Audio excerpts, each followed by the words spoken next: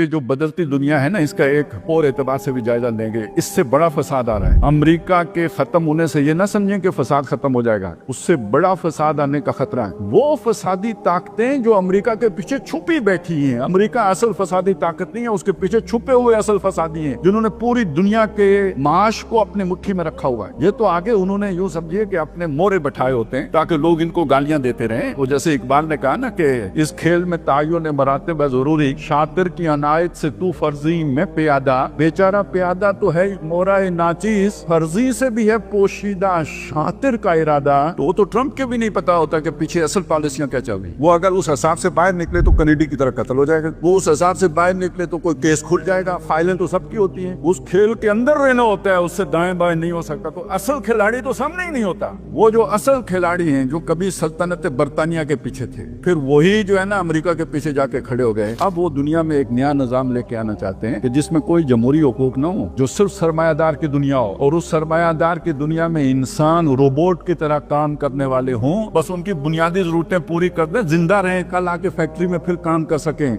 Nothing more than that. ये है जो वो लेके आना चाहते हैं, इंतहाई जबर का निजाम। ये तो इंसानों को भेड़ बकरियां बना के रख देंगे। और दो टेक्नोलॉजीज इस्तेमाल करके ये बहुत आसान है। एक ये है कि आज जो दुनिया में आर्टिफिशियल इंटेलिजेंस तरक्की कर गई है, और दूसरा जो डीएनए पे काम हुआ है, डीएनए इंजीनियरिंग का काम शुरू हो गया। हाइब्रिड इंसान बना दें जिसके जीन्स के अंदर जाके इंजीनियरिंग करके उसको अपनी मर्जी में डाल दें, और उसके अंदर फिर फीड वो कर दें आर्टिफिशियल इंटेलिजेंस वाला, वो पूरा सिस्टम लगा लें। जैसे जानवरों को सिधा लेते हैं, ये सिधाया हुआ इंसान होगा, ताकतवर होगा, पावरफुल होगा, एफिशिएंट होगा, कारगर होगा, लेकिन इसके अंदर बगावत का जरासीम नहीं होगा। नो कहने का इसके अंदर मादा खत्म कर दिया जाएगा। मुझे बताएं, अगर ये निजाम दुनिया में आ जाता है तो जो अल्लाह का मंसूबा है वो किधर जाएगा? इम्मा शाकिरम व इम्मा कफूरा। अल्लाह ने हमारे अंदर ये सारी आजादी क्यों रखी है? अपनी मर्जी से चाहो तो मेरे शुक्रगुजार बनो, चाहो नाफरमानी करो। तो ये तो अब दुनिया जिनके हाथों में जा रही है वो तो इंसान को नाफरमानी जोगा छोड़ेंगे नहीं, लेकिन अल्लाह की नाफरमानी की बात नहीं हो रही। वो अपनी नाफरमानी जोगा नहीं छोड़ेंगे, वो कहेंगे सिर्फ इताअत करो, ओबे